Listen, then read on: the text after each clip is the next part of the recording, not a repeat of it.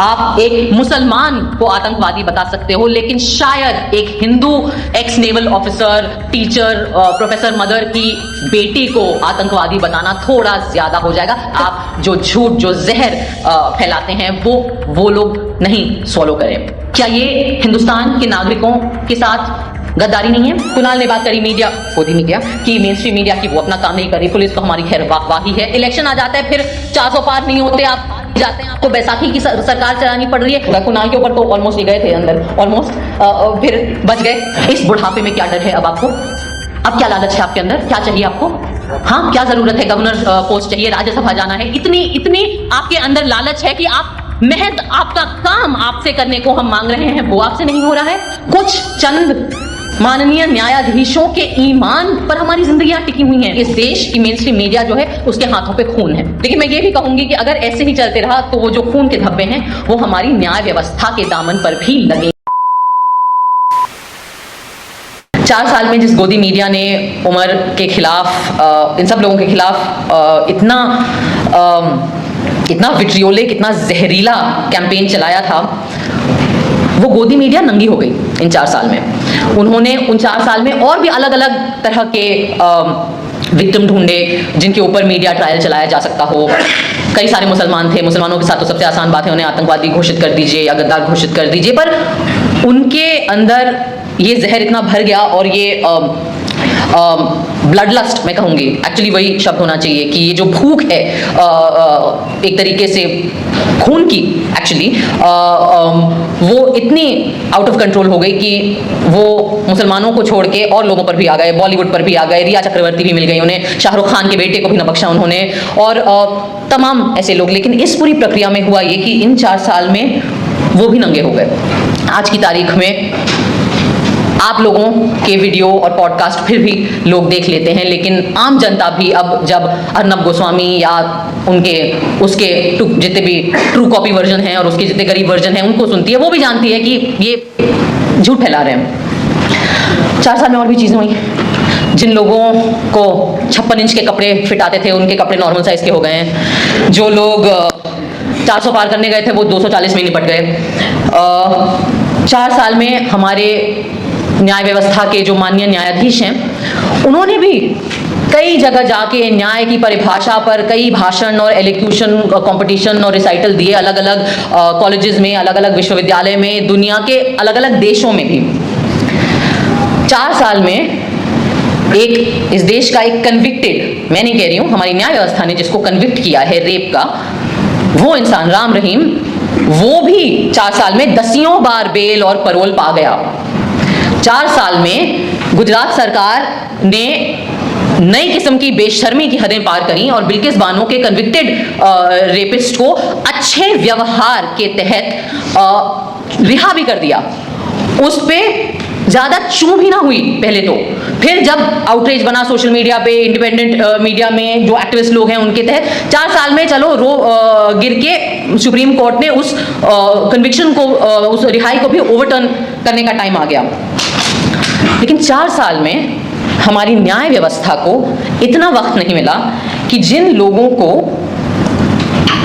और खास करके वो चुनिंदा लोग, मैं उस पर भी आना चाहूंगी कि जिन लोगों को झूठे इल्जामात तहत, और जो सबको पता है क्योंकि वीडियो एविडेंस है, आज की डेट में अलग अलग मीडिया पे काफी सारा एविडेंस है, झूठे इल्जामात के तहत गिरफ्तार किया गया, उनके खिलाफ, कई लोगों के खिलाफ ट्रायल भी उन्होंने शुरू करने का वक्त उन्हें नहीं मिला। हमारे देश में इक्वालिटी बिफोर द लॉ, ऐसा माना गया है कि हमारा संविधान हमें ये हक देता है कि इस देश में जो न्याय व्यवस्था है, जो लॉ है, उसके सामने सब लोग बराबर हैं। पर ये बातें सिर्फ ऐसे शब्दों में बोल के अच्छा महसूस कर लेना या ये मोटी मोटी किताबों में इसके ऊपर व्याख्या करना काफ़ी नहीं होता है।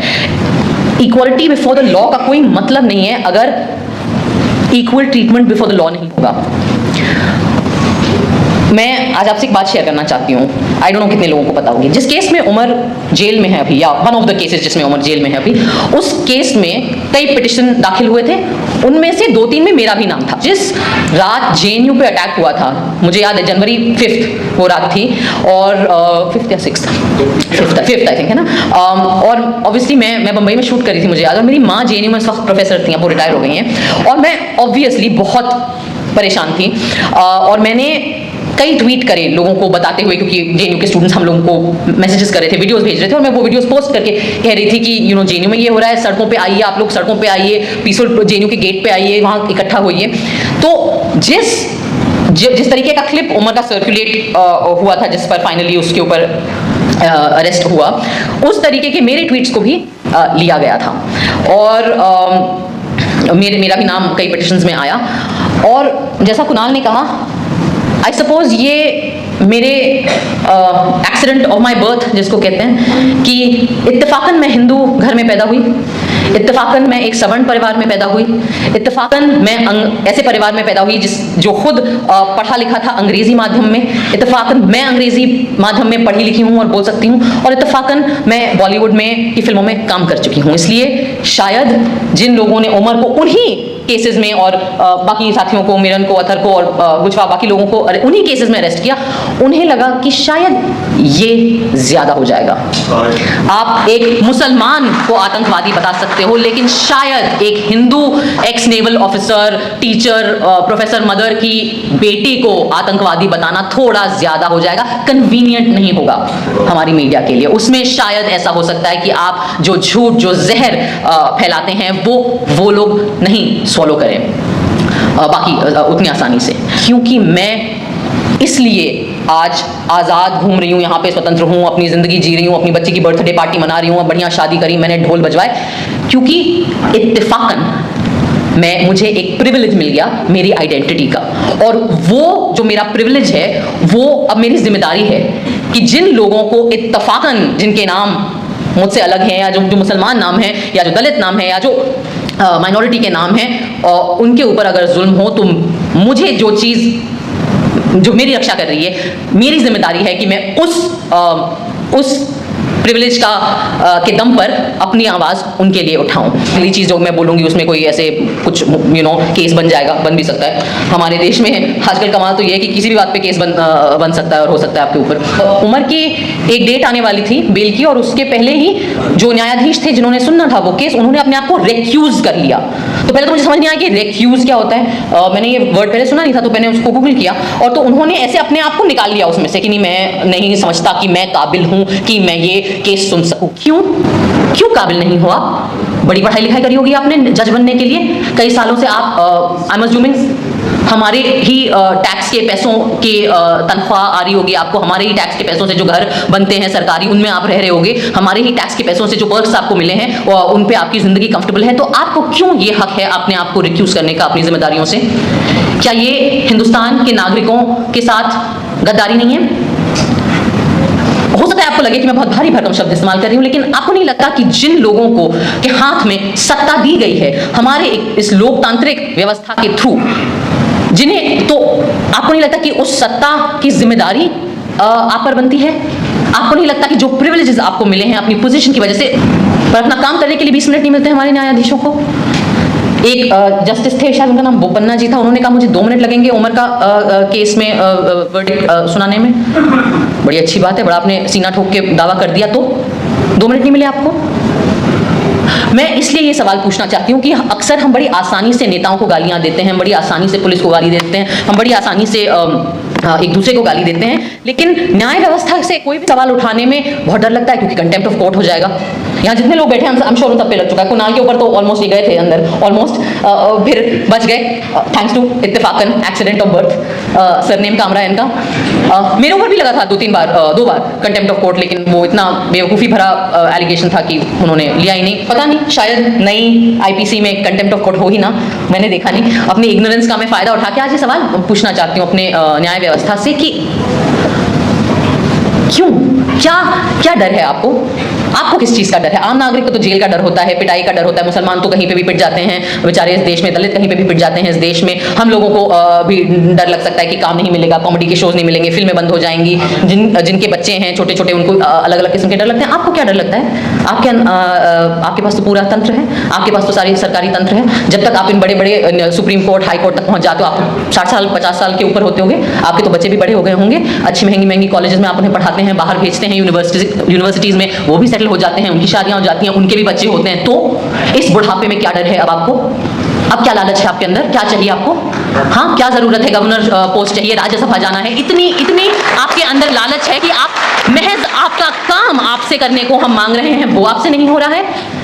इस देश का हर नागरिक कुछ चंद माननीय न्यायाधीशों के ईमान पर हमारी जिंदगियां टिकी हुई हैं आज के वक्त में, क्योंकि हर दूसरा इंस्टीट्यूशन अपना काम नहीं कर रहा है। कुणाल ने बात करी मीडिया, गोदी मीडिया की, मेन स्ट्रीम मीडिया की, वो अपना काम नहीं करी। पुलिस तो हमारी खैर वाहवाही है, वो अपना काम नहीं करती। फिर हम क्या करें? हम कुल मिला के हमारे पास बच जाता है अपना संविधान, और हमारे संविधान के जो कथित रक्षक हैं उनकी तरफ हम देख सकते हैं। तो इसलिए मैं आपसे पूछ रही हूं आज ये सवाल कि आपको क्या डर है, आपको क्या लालच है?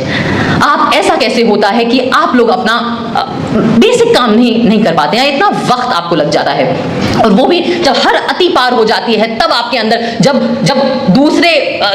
स्टेट्स के चीफ मिनिस्टर अरेस्ट होने लगते हैं, जब इतना सर से पानी इतनी ऑब्वियस चीजें हो जाती हैं, उसके बाद इलेक्शन आ जाता है, फिर 400 पार नहीं होते, आप हार ही जाते हैं, आपको बैसाखी की सरकार चलानी पड़ रही है, तब हमारे माननीय न्यायाधीशों को वक्त मिलता है कि वो बेल की सुनवाई लोगों की करना शुरू कर दें। मैं नहीं मानती कि ये किसी भी प्रकार का न्याय है। न्याय करने में होता है, न्याय बोलने में नहीं होता, न्याय भाषणबाजी नहीं होती, न्याय एक्शन होता है। और आज मैं ये बोलना चाहूंगी कि मुझे इस देश के नागरिकों के साथ कई लोगों ने गलत किया। अगर मैं अंग्रेजी में बोलूं, then the citizens of our country have been let down by almost every institution that has been given power by the democratic setup of our country.